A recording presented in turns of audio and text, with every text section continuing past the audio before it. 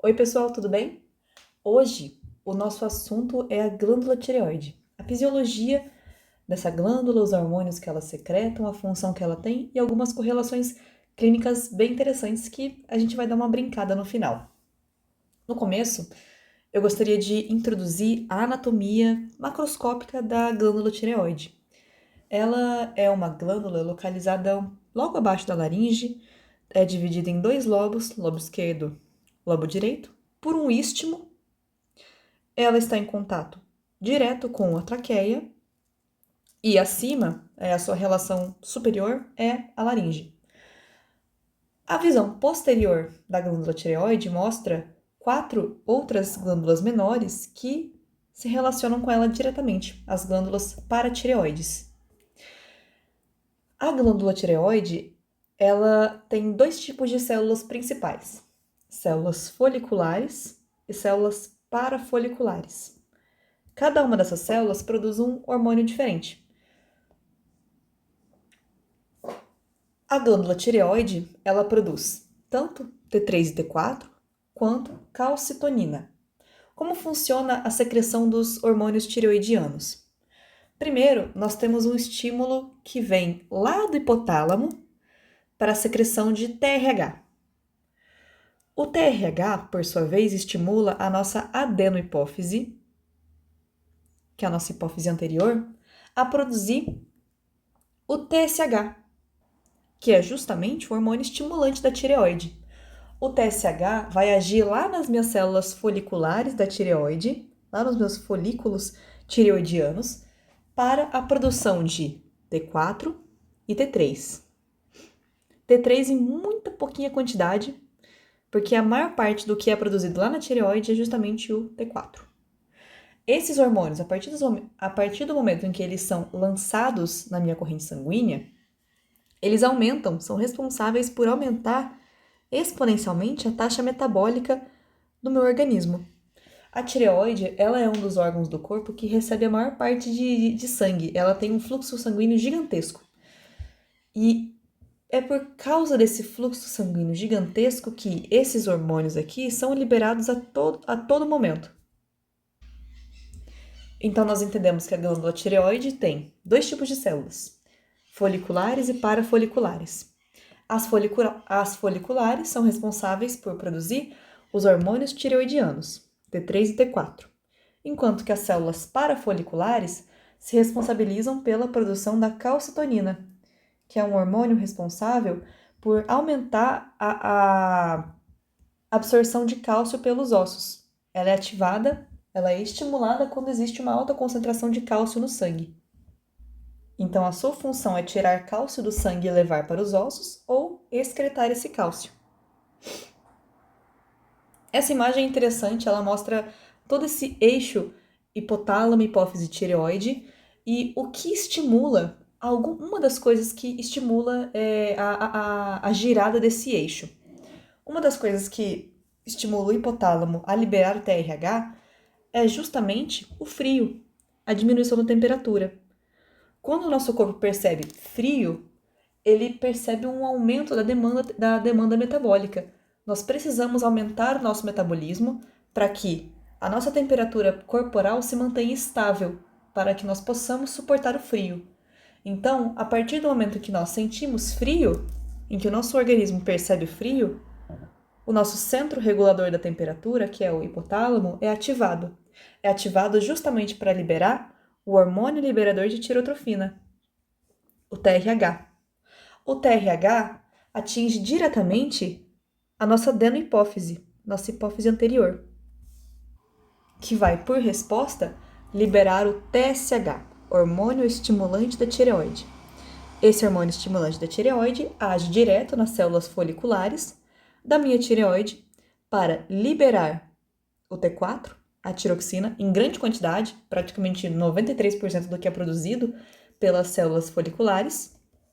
Esse T4 e um pouquinho só de T3 vão para a minha corrente sanguínea, entram nos tecidos e aumentam o metabolismo, aumentam a taxa metabólica das nossas células.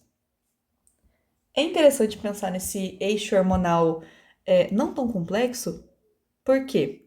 ele funciona por mecanismos de retroalimentação negativa, feedback negativo. Se uma coisa está alta, ela estimula a outra coisa a não ser mais liberada, para não desregular o eixo. Vamos supor que eu tenha uma grande quantidade, uma grande concentração de tiroxina e triodotironina, o caso T3, né?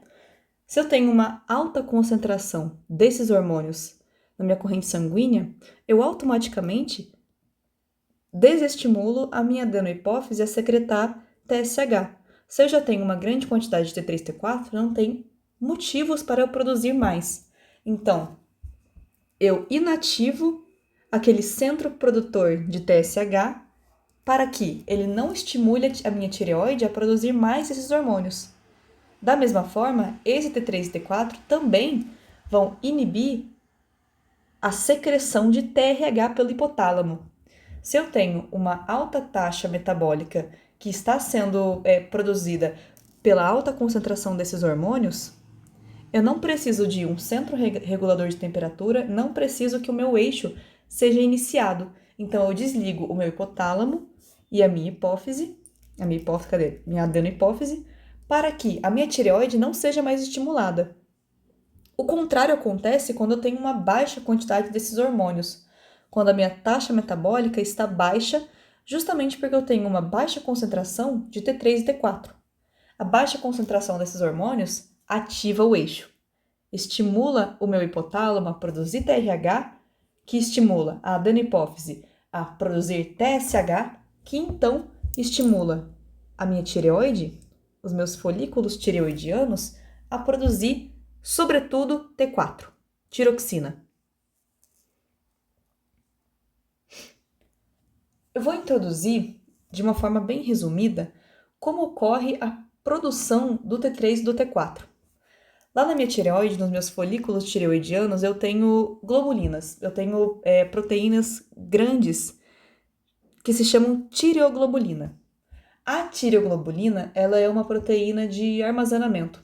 Ela contém quase que 70 aminoácidos do que nós chamamos de tirosina. Essa tirosina é justamente o substrato para a produção dos hormônios tireoidianos. É justamente a tirosina que está contida na tireoglobulina que vai se agregar ao iodo, que eu adquiro sobretudo na minha dieta, para então produzir a tiroxina e a triodotironina. Perceba que a maior parte do que é produzido na minha tireoide é a tiroxina, é justamente o T4. Então, uma grande quantidade de tiroxina é liberada da tireoide e uma pequeníssima quantidade de triodotironina, praticamente 7%. Só que, uma coisa interessante, mesmo que uma pouca quantidade de triodotironina seja liberada da tireoide, ela tem uma ação no organismo muito maior que a tiroxina. Então, o que acontece? A partir do momento em que esses dois hormônios são liberados na minha corrente sanguínea, a tiroxina ela é usada como substrato para produzir triodotironina. Então, a triodotironina tem duas fontes, a tireoide e a corrente sanguínea, feita a partir da tiroxina, que é usada como substrato. Esses dois hormônios, então, eles continuam atuando no meu organismo de 2 a 3 meses. A tireoide produz esses hormônios que duram mais ou menos 2 a 3 meses.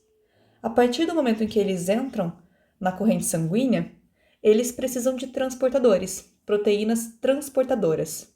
No caso, temos a proteína transportadora de T3 e T4, de hormônios tireoidianos, e a pré-albumina.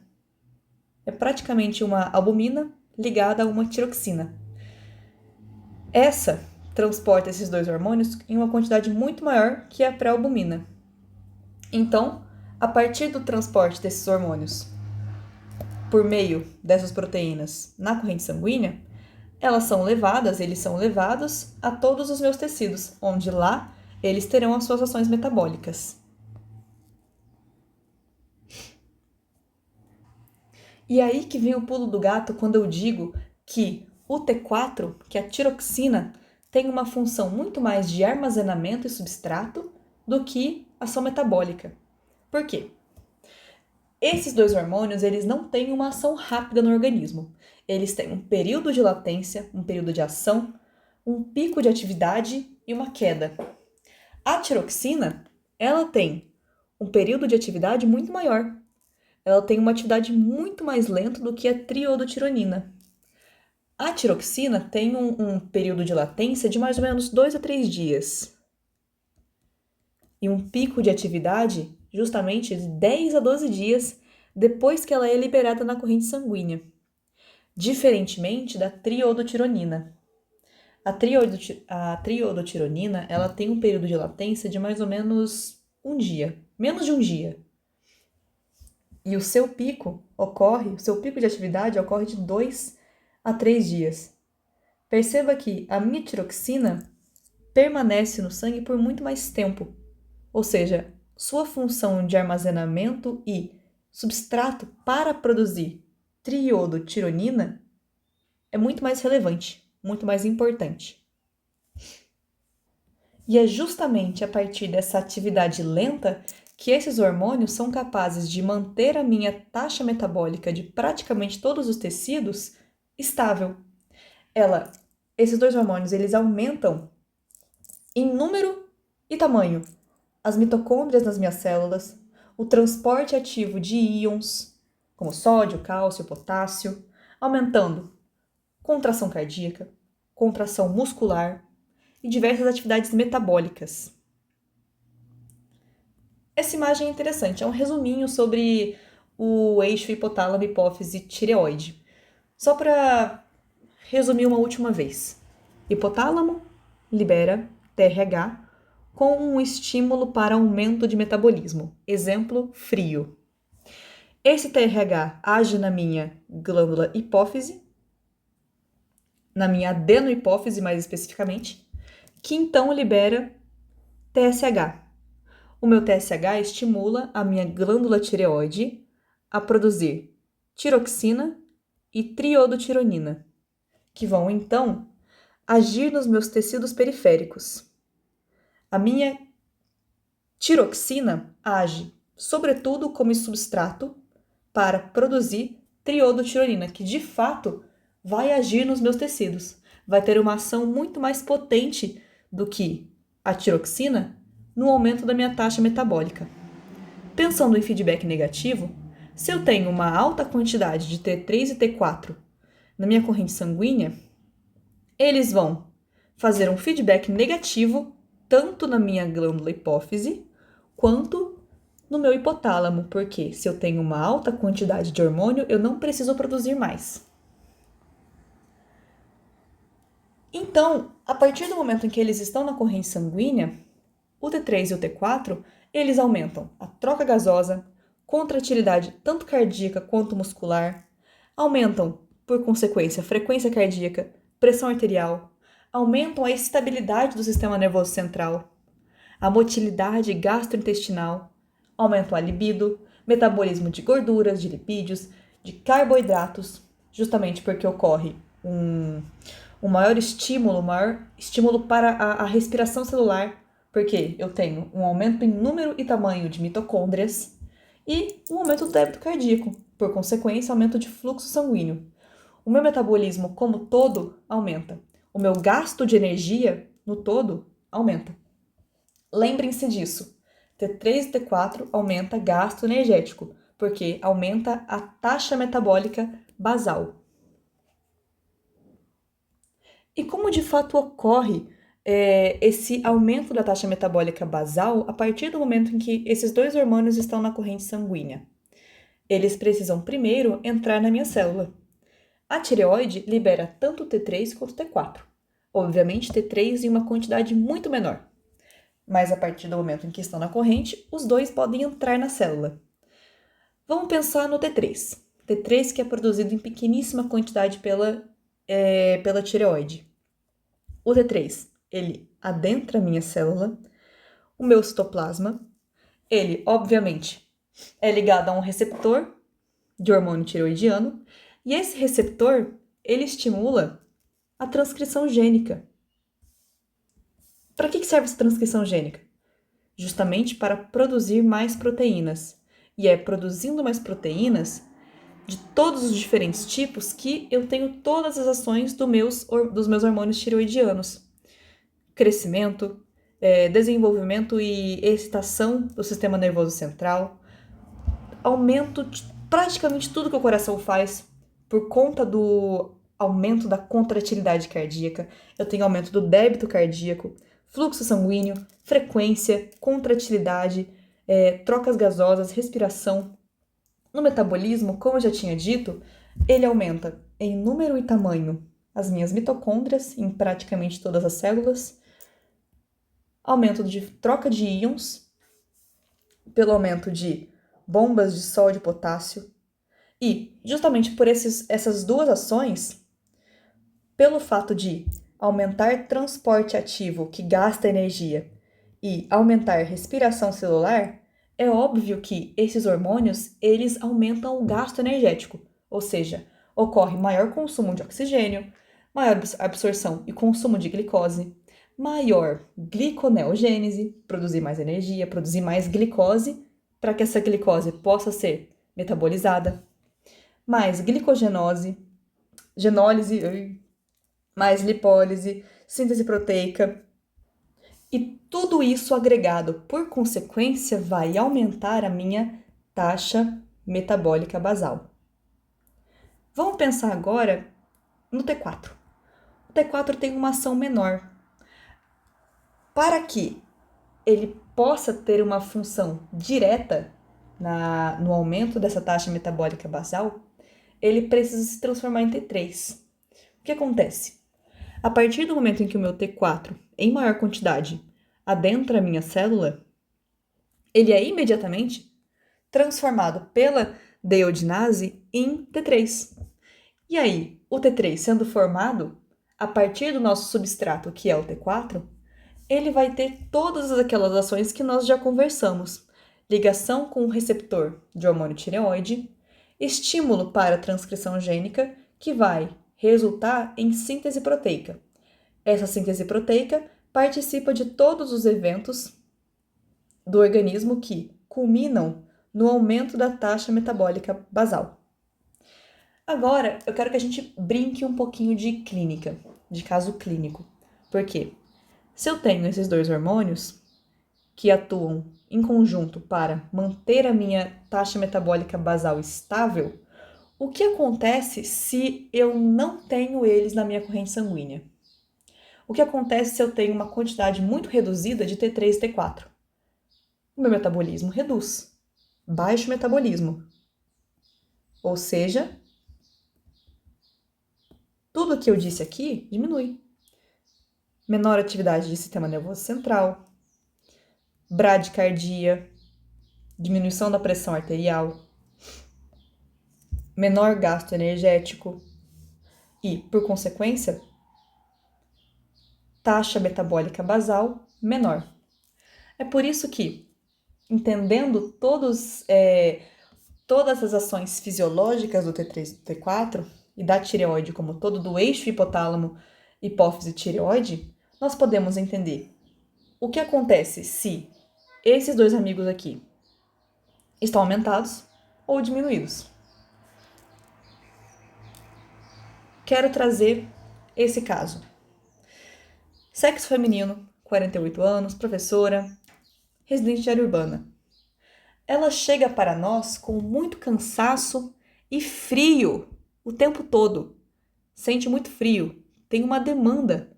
Ela tem uma demanda metabólica pelo fato de sentir frio. Mas por que esse frio não é resolvido? Ela relata um início insidioso de sintomas há cerca de 8 meses, com uma fadiga, um cansaço progressivo, muita sonolência, ganho de peso de aproximadamente 6 quilos, ou seja, pouco gasto energético, constipação intestinal, pele ressecada, queda de cabelo, mas ela não tem alterações significativas no apetite. Tem, como ela já disse, uma sensação de frio constante, mesmo em dias quentes, tem lapsos de memória, ou seja, uma baixa atividade de sistema nervoso central, dificuldade de concentração, porém, ela nega dor cervical, disfagia ou rouquidão, que poderia nos dar outras hipóteses diagnósticas. A gente pensa, então, na historinha dela. O que de fato gerou isso? A nossa paciente, ela não tem doenças crônicas diagnosticadas anteriormente. Nega cirurgias prévias, não usa medicamentos regulares antes do surgimento desses sintomas, não é tabagista, só que ela bebe. Etilismo social. De história familiar, o que a gente tem? Nós descobrimos que sua mãe tem hipotireoidismo. Além disso, ela tem uma irmã com DM1, diabetes mellitus. Quando nós pensamos no exame físico, ela está bem orientada em espaço e tempo, tem uma leve disartria. Nós percebemos, ou seja, que ela tem uma certa dificuldade para falar, uma certa dificuldade em articular a fala. Nós percebemos que a pele está ressecada, ou seja, seca, fria, tem palidez, tem cabelos finos e quebradiços. Faces. E aqui em faces, nós percebemos duas coisas importantes. Ela tem uma face apática, de uma pessoa sem energias, indisposta, e um discreto edema periorbitário. Essa aqui é a região periorbitária. Nós percebemos um discreto edema. Peso: 73 quilos, altura 1,64 e IMC 27. Até agora, tudo isso que nós observamos se correlaciona com a história da doença atual. Esse IMC27, ele está um pouco acima da referência. Ela está acima do peso, mas isso se explica pelo ganho de peso de 6 quilos que ela teve nos últimos tempos. Frequência cardíaca: 54, uma frequência baixa. Pressão: 11/7, normal. Temperatura: 35,9. O limiar do normal. No exame da tireoide, nós percebemos que ela está discretamente aumentada, só que com consistência firme, indolor e sem nódulos palpáveis. Quando nós observamos seus reflexos, ela está com hiporreflexia global, com lento relaxamento. Para afirmar o diagnóstico, então, nós pesquisamos exames complementares e aí sim nós podemos confirmar o caso dessa moça. Quando nós estudamos o seu TSH, nós percebemos que ele está muito aumentado, muito aumentado. Ou seja, a minha glândula hipófise está produzindo muito TSH porque ela quer que a minha tireoide funcione. Só que quando nós percebemos o meu T4 livre, nós percebemos que ele está muito abaixo da referência. A referência mínima é 0,8. Ela está com 0,6. Ou seja, a minha hipófise trabalha muito, só que a minha tireoide não está trabalhando direito. Ela precisava responder ao TSH e produzir em maior quantidade T4 livre. Só que ela não consegue. Tem muito TSH, mas pouco T4. E aqui nós podemos, então, perceber um caso de hipotireoidismo. A minha tireoide não funciona adequadamente. Ou seja, existe uma tentativa de compensação feita pela hipófise e pelo hipotálamo. Eu tenho um aumento gigantesco de TSH, de hormônio estimulador da tireoide, para que a minha tireoide produza mais T3 e T4. Só que a minha tireoide, por algum motivo, alguma razão, não é capaz. Existem dois mecanismos mecanismos principais em que isso pode acontecer. Ou eu não tenho uma ingesta adequada de iodo. Lembra que o iodo se liga na tironina, tirosina no caso, né? Para produzir, então, T3 e T4.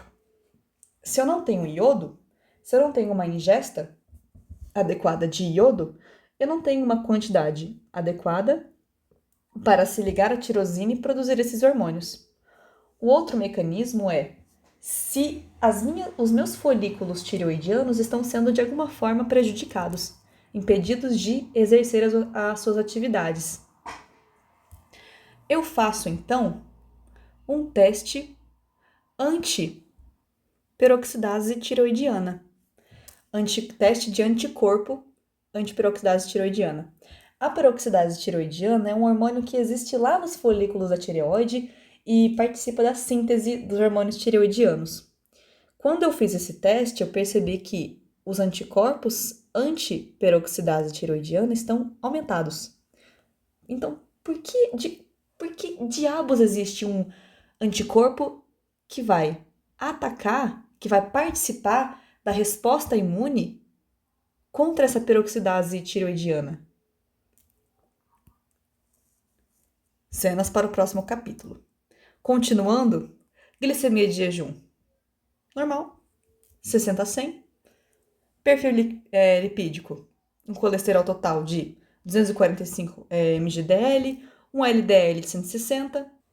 Os dois, no caso, aumentados, especialmente o colesterol total, 245.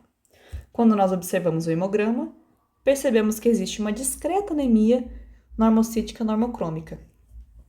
Qual é o diagnóstico que nós podemos tirar a partir de todas essas informações? Justamente o hipotireoidismo primário de etiologia autoimune. Existe uma doença genética chamada de tireoidite de Hashimoto. Nessa tireoidite de Hashimoto, o nosso organismo produz anticorpos anti-tireoide, anti-enzimas da tireoide. No caso, aquele anti-TPO estava positivo. A antiperoxidase tiroidiana estava positiva. Ou seja, no corpo dessa mulher existem anticorpos, anti-enzimas que participam da síntese de hormônios tiroidianos. Ou seja, a sua tireoide não é capaz de produzir esses hormônios. Não importa o estímulo que a hipófise e o hipotálamo façam.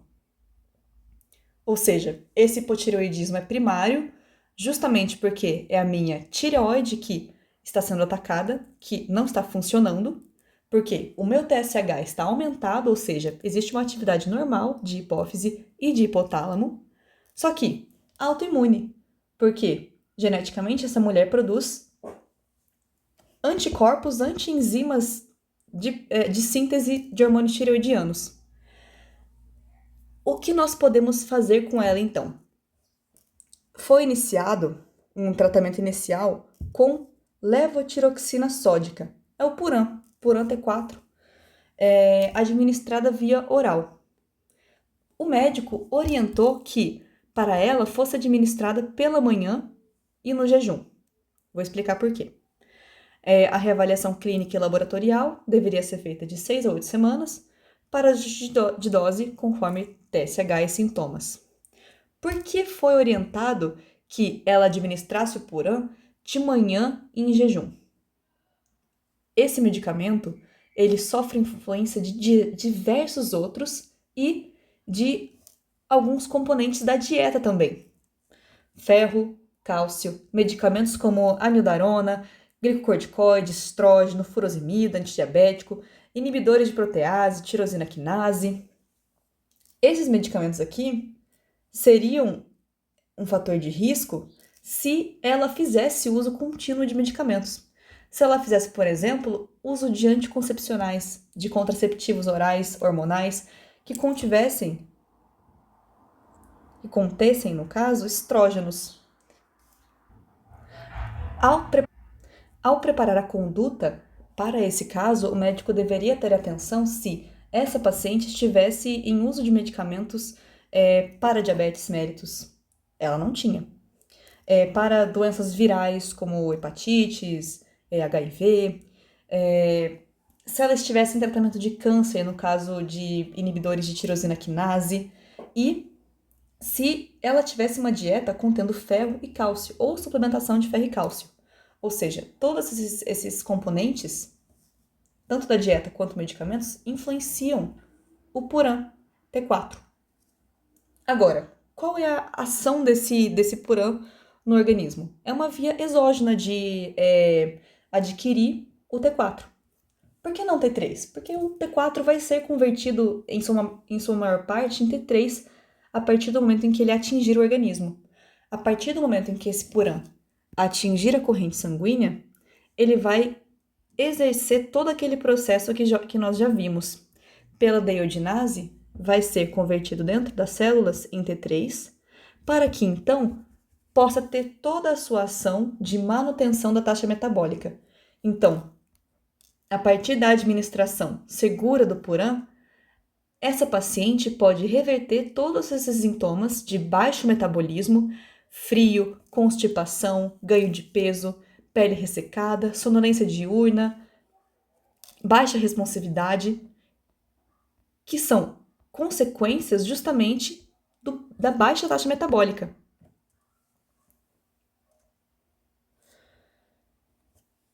Logo em seguida, eu vou passar para vocês um outro caso, só que dessa vez vocês vão resolver. Um caso de... não vou falar do que é, mas envolve tireoide. Eu espero que vocês tenham gostado dessa aulinha resumo.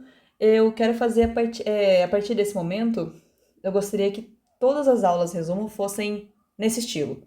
Resumo e caso clínico, porque é o que realmente importa aqui no nosso contexto, certo? Então, muito obrigada. Eu espero o feedback de vocês, se foi interessante, se esse modelo é de fato melhor ou não.